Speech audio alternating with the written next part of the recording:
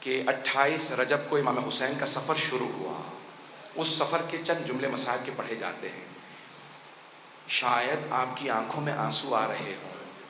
ہر آدمی محسوس کر رہا ہے حسین کربلا پہنچنے والے ہیں. 2 محرم کو پہنچے تھے نا. یہ آنکھوں میں آتے آنسو بتا رہے ہیں شاید کوئی حسین کربلا پہنچنے والے ہیں.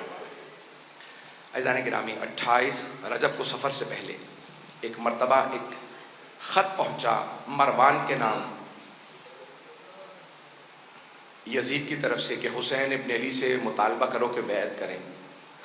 مروان اور ولید نے منصوبہ بنایا. ایک آدمی سے کہا جاؤ حسین کے گھر اور بلا لاؤ حسین ابن علی کو. ایک آدمی آیا. آپ کو معلوم ہے نا جناب زینب کبریٰ ہر روز امام حسین کی زیارت کے لیے گھر آتی تھی. بس وہ وہی لحظہ تھا جب جناب زینب زیارت کے لیے آئی تھی امام حسین علیہ السلام کی کہ دروازے پہ کسی نے دستک دی اور کہا مروان نے حسین کو بلایا ہے. بس آواز سننا تھی. جناب زینب کا دل تڑپنے لگا کہ بھیا مروان سے ملنے نہ جائیے گا. کہا یہ شہر میری قتل گاہ نہیں ہے، میرا شہادت کربلا میں ہوگی، گھبرانے کی ضرورت نہیں. لیکن جناب زینب اپنی محبت کے اظہار کے لیے آواز دیتی ہیں عباس، علی اکبر، اون محمد، قاسم و عبداللہ، جعفر جو آپ کے بھائی ہیں، عبداللہ. اپنے تمام بھائیوں کو، بیٹوں، بھتیجوں کو جناب زینب نے آواز دی. 18 جوانان نے بنی ہاشم کو بلایا. کہا کہ اے میرے شیرو، میرے بھائی کے ساتھ جانا، مروان نے بلایا ہے. اور پھر ایک مرتبہ جناب عباس کو دیکھا جو بڑے قداور تھے. کہا عباس میرے بھائی کو آنچنا ہے.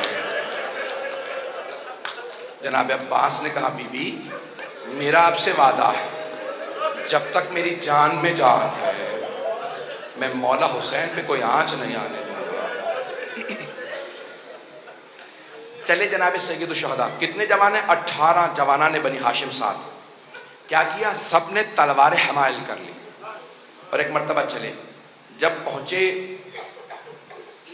دارالامارہ یا گورنر کے گھر پہ پہنچے تو ایک مرتبہ لوگ جو سپاہی کھڑے تھے انہوں نے سب کو روکا کہ آپ لوگ نہیں جا سکتے، صرف حسین جا سکتے ہیں. تو جناب عباس نے اسے کچھ نہیں کہا. جناب سید الشہداء کی طرف دیکھا. مولا اجازت ہے میں آ جاؤں؟ مولا حسین نے کہا نہیں عباس یہیں رک جائیے.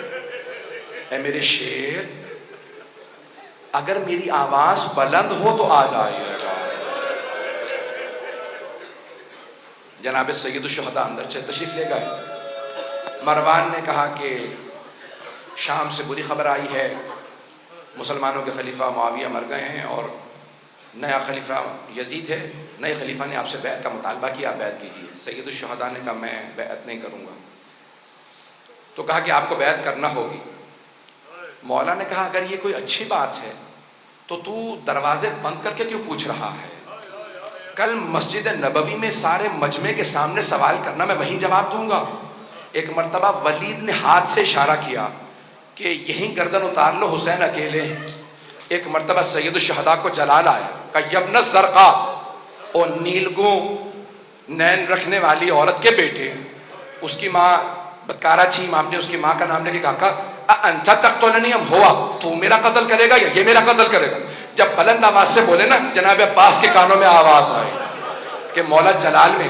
دروازے کو دھکیلا، دیکھا دروازہ بند. آپ جانتے ہیں نا گورنروں کے ہاؤس کے بڑے بڑے دروازے ہوتے ہیں. دروازہ بڑا تھا، بند تھا.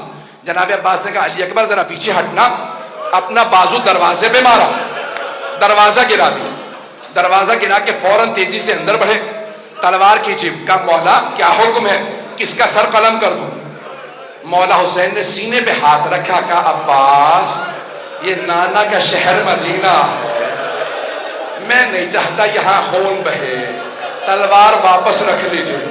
جناب عباس نے تلوار رکھی. دونوں کو دیکھا، مروان و ولید کو دیکھا. کہا اگر میرے آقا مجھے حکم دیتے میں تم دونوں کو جان سے مار دیتا، لیکن میرے مولا نے اجازت نہیں دی. میں ایک مرتبہ ہاتھ جوڑ کے کہوں گا مولا عباس. ابھی مولا حسین کی آواز کچھ بلند ہوئی تھی، آپ نے دروازہ گرا دیا. مولا جب عشر عاشور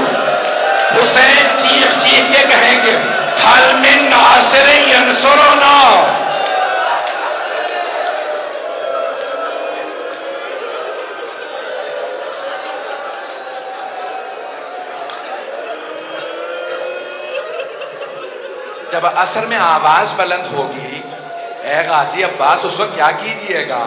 بعض مورخین نے بعض مقتل نویسوں نے یہ جملہ لکھا ہے جب امام حسین نے کہا نا حل من ناصر ینصرنا تو فرات کے کنارے ایک لاشا تڑپنے لگا. اجرکم اللہ اجرکم اللہ. بس بھائی میں بھی پڑھوں گا. ایک مرتبہ جناب سید الشہداء واپس آئے. گھر میں واپس آنے کے بعد ایک مرتبہ ایک فہرست بنائی. کہا عباس میں نے فہرست میں نام لکھ دیے کون کون ساتھ جائے گا. عباس سب مردوں کو بتا دو کون کون ساتھ جائے گا، مستورات کو میں بتاؤں گا.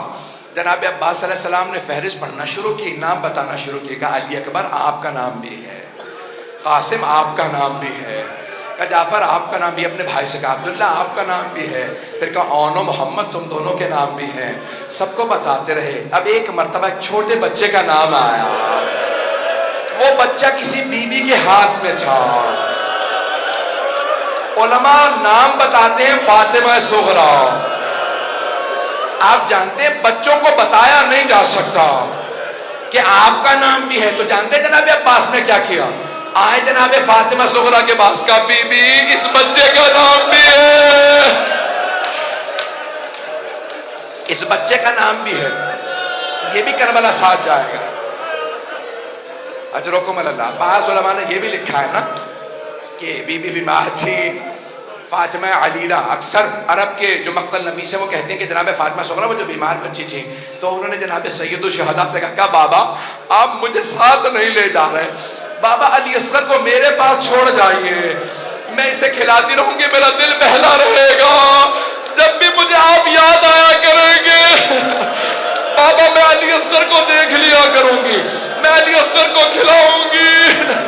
اب جناب سید الشہداء نے جناب فاطمہ صغریٰ سے کچھ نہیں کہا، جناب علی اصغر کو آغوش میں لیا، کان میں کچھ کہا، نہ جانے کیا کہا. جناب علی اصغر مولا کی آغوش میں آ گئے.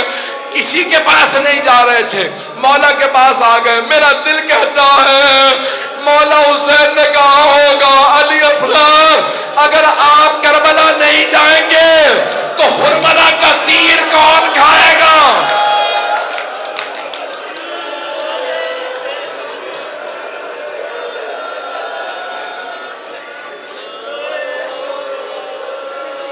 بس بھئی کوئی رونے میں بخل نہ کرے.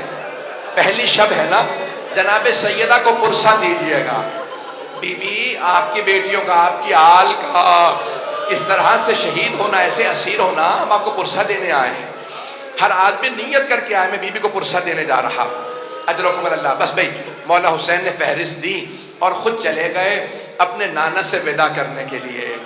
جانتے کیسے ودا کیا؟ الوقائع والحوادث میں مرحوم محمد تقی ملبوبی نے لکھا ہے کہ ایک مرتبہ جب آئے نا روضہ رسول پہ، جناب ام سلمہ موجود تھی، گھر میں روضہ رسول ہے. کہا جناب ام سلمہ نے کہا بیٹا یہ کیا حالت بنا رکھی ہے؟ کہا نانی اماں نانا کی امت مجھے رہنے نہیں دے رہی مدینے میں. جناب سید الشہداء قبر مطہر سے لپٹ گئے، جناب رسول خدا کی قبر سے لپٹ کے وہیں پہ گر گئے، یہاں تک کہ بے ہوش ہو گئے. جب غش میں آئے نا تو خود ہی فرماتے ہیں کہ میں نے کیا دیکھا جب میں غش میں آیا کہ میرے نانا قبر سے اٹھے، مجھے گلے سے لگایا اور کہنے لگے کہ اے حسین میں آپ سے بہت محبت کرتا ہوں، میں آپ کے ساتھ چلوں گا. کہا نانا کیا حکم ہے؟ کہا ان اللہ شاء ان یراک قتیلا، مشیت پروردگار یہی ہے کہ آپ کی شہادت ہوگی. کہا نانا شہادت مجھے قبول ہے، میری بہنوں سے متعلق کیا حکم ہے؟ کہا ان اللہ شاء ان یراہن سبایا، اے میرے لال مشیت تو یہی ہے کہ آپ کی بہنوں کو قیدی بنایا جائے گا. حسین روتے ہوئے اٹھے. ایک مرتبہ سب نے سوال کیا مولا اتنا رو رہے کیا بات ہے؟ کہ میرے نانا نے کہا کہ مشیت یہی ہے میری شہادت ہوگی. کہ شہادت میں رو رہے ہیں؟ کہا نہیں، رو اس بات میں رہا ہوں میری بہنوں کو قیدی بنایا جائے گا.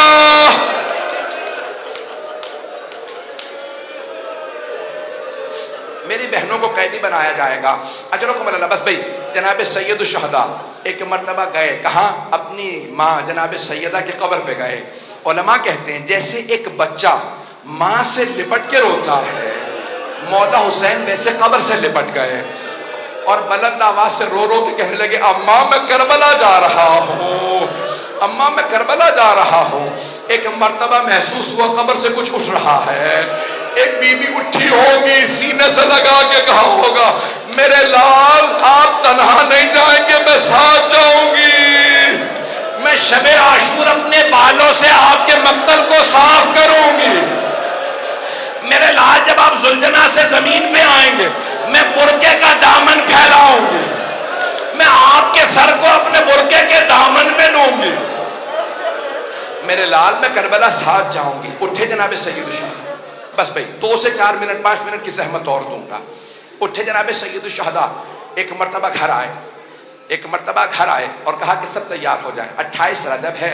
جناب سید الشہداء نے مسند بچھائی، جناب عباس سے کہا کہ پانی مشکیزوں میں بھر لو، کہا کہ مولا میں نے اتنا پانی بھرا ہے کہ پانی ختم نہیں ہوگا، نہ جانے کس کے قافلے کو پلانا پڑ جائے، کس اور کے قافلے کو۔ بس بھئی تمام کیا، 2 جملے سن لیجئے۔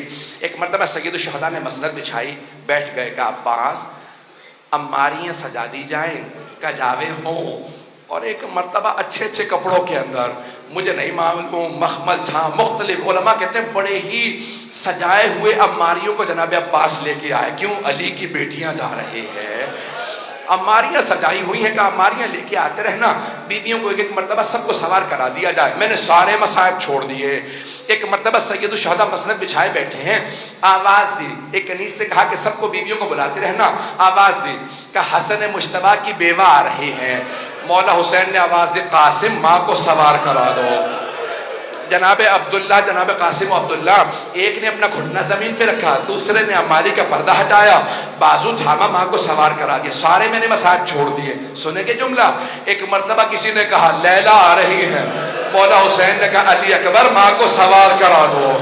جناب علی اکبر نے ماں کا بازو تھاما، نہ جانے ماں کے کلیجے پہ کیا بیچ رہی ہوگی، اماری کا پردہ ہٹایا، ماں کو اماری پہ سوار کرا دیا۔ اتنے میں آواز آئی علی کی بیٹی ام کلثوم آ رہی ہے، مولا حسین نے آواز دی عباس بہن کو سوار کراؤ، علی اکبر اماری کا پردہ ہٹاؤ، قاسم گھٹنا زمین پہ رکھو، اونو محمد سب سے کہو سایہ کر دے۔ جناب ام کلثوم آئی، اتنے میں آواز آئی علی کی بیٹی زینب کبریٰ تشریف لا رہی ہے۔ راوی عبداللہ ابن سنان ہے، کہتے ہیں میں نے اپنی آنکھوں سے دیکھا حسین مسند سے کھڑے ہو گئے،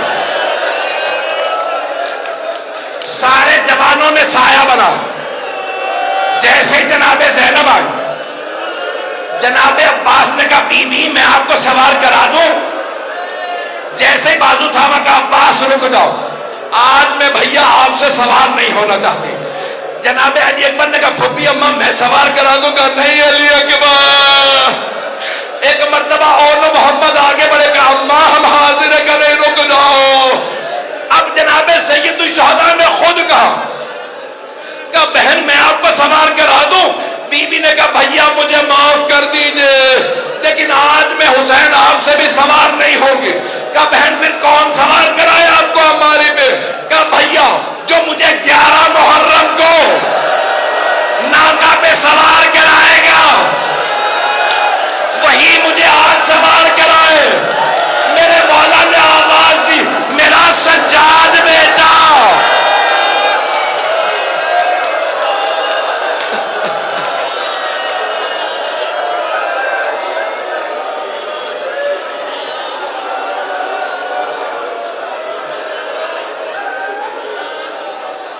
الا لعنت اللہ علی القوم الظالمین۔